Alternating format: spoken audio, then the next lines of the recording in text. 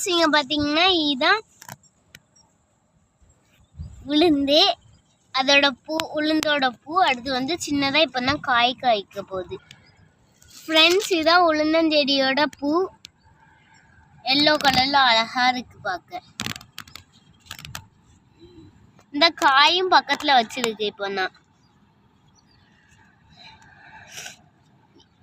இதுலேருந்து அப்படியே காய் வர ஆரம்பிக்கும் கொஞ்சம் கொஞ்சமாக.